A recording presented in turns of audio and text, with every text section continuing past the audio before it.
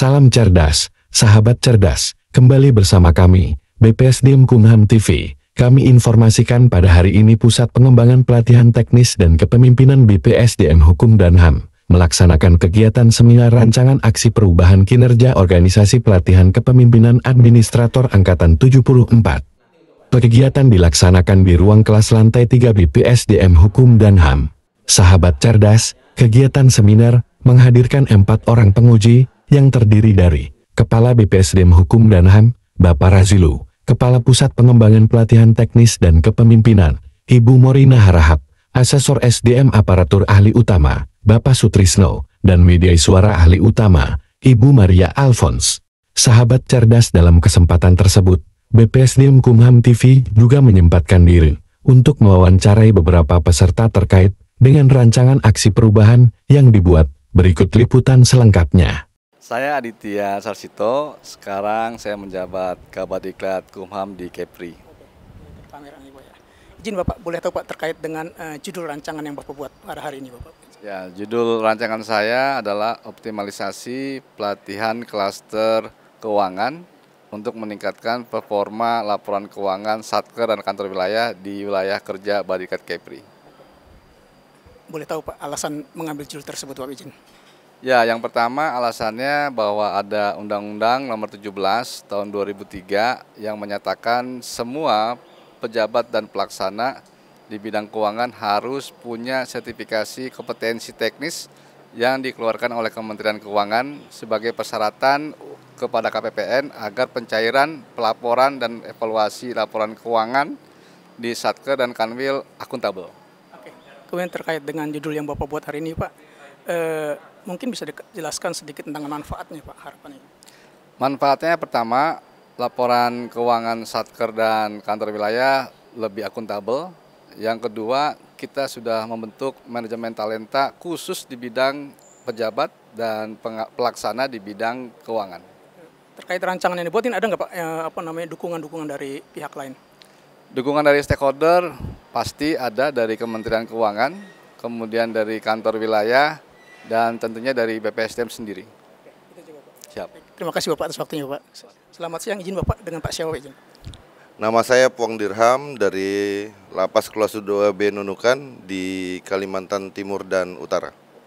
Izin Bapak terkait dengan aksi perubahan yang Bapak buat yang tentang apa nih Pak? Saya ngambil inovasi pondok pembinaan hukum di Lapas Kelas 2B Nunukan. Boleh tahu Pak alasan mengapa Bapak ngambil tentang itu Pak? Isu yang menjadi dasar saya mengambil itu karena poin 1, BNN tidak mempunyai tempat rehab. Yang kedua, belum adanya wadah antara penegak hukum di Kabupaten Nunukan untuk mendapatkan tempat. Dan itu saya membuatkan tempatnya pondok pembinaan hukum. Artinya keterlibatan semua instansi. Selanjutnya tentunya permasalahan-permasalahan pembinaan di lapas dan warga binaan yang bebas menjadi TKI ilegal di Malaysia. Boleh sedikit manfaat atau harapan ke depannya Pak dengan judul yang Bapak ambil ini gimana Pak? Tentunya manfaat untuk organisasi ya. Yang pertama untuk pemasyarakatan sendiri atau Kementerian Hukum dan HAM. Tidak adanya lagi warga binaan yang tidak mempunyai sertifikasi ketika bebas. Dipastikan nanti warga binaan yang bebas mempunyai sertifikasi dari BLK atau dari instansi hukum bahwa yang bersangkutan betul sudah taat hukum dan mempunyai skill untuk bekerja di masyarakat. Selanjutnya untuk masyarakat luas, masyarakat tersosialisasi tentang hukum. Jadi keluarga sadar hukum, masyarakat sadar hukum, tentunya untuk merubah mindset masyarakat tentang bagaimana taat hukum. Dalam hal ini Malaysia tidak lagi perlu kita menggunakan ringgit Malaysia, menggunakan rupiah dan peraturan-peraturan hukum lainnya tentunya. Ya.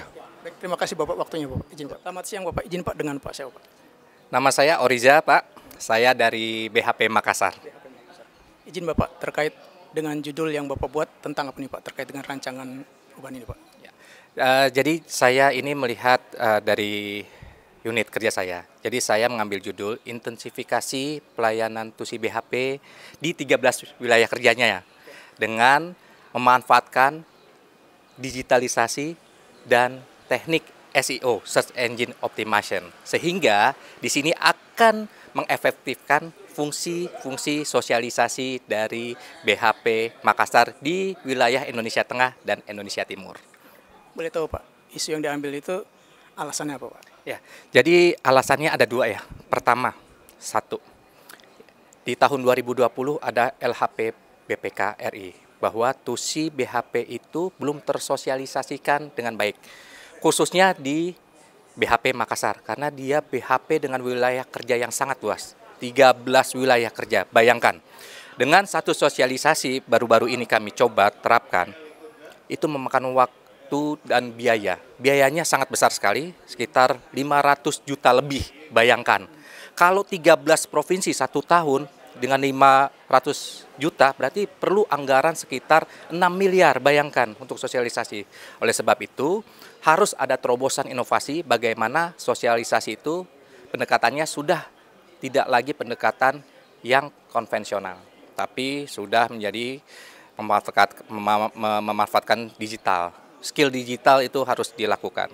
Jadi di situ kita akan mengoptimalkan secara digital.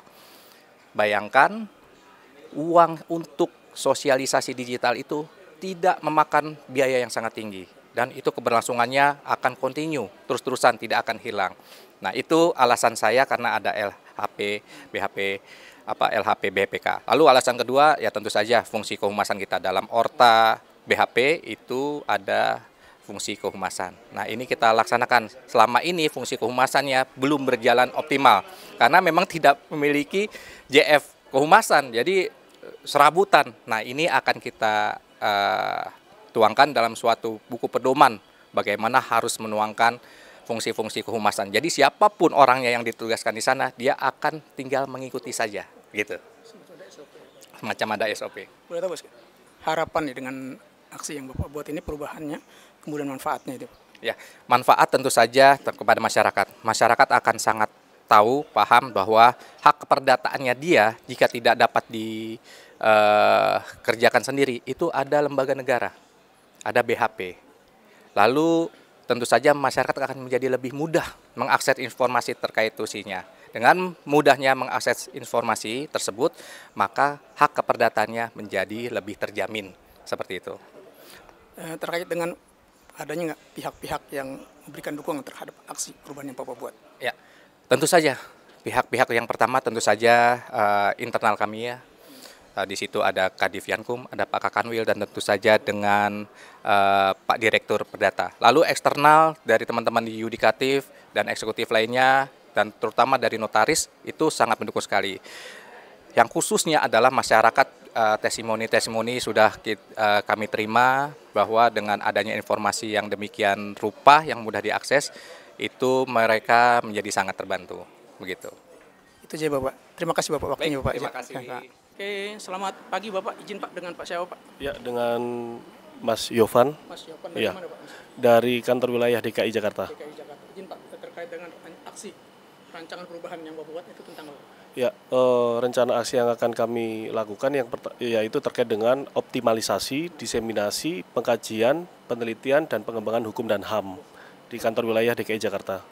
Kenapa Bapak mengambil judul itu Pak? Ya, alasan kami mengambil judul adalah untuk melakukan upaya optimalisasi publikasi, diseminasi hasil kegiatan analisis strategi kebijakan dan analisis kebijakan dengan pemanfaatan SIP HAM. Kemudian tujuan dan manfaatnya Pak? Ya, tujuan kami adalah untuk mempublikasikan seluruh kegiatan analisis strategi kebijakan kami dan analisis kebijakan dengan pemanfaatan SIP HAM yang selama ini hanya dilakukan satu kali dalam setahun melalui kegiatan opini saja, dan itu kita publikasikan melalui publikasi ilmiah. Itu aja Bapak. Ya. Baik, terima kasih Bapak waktunya. Oke. Sama-sama.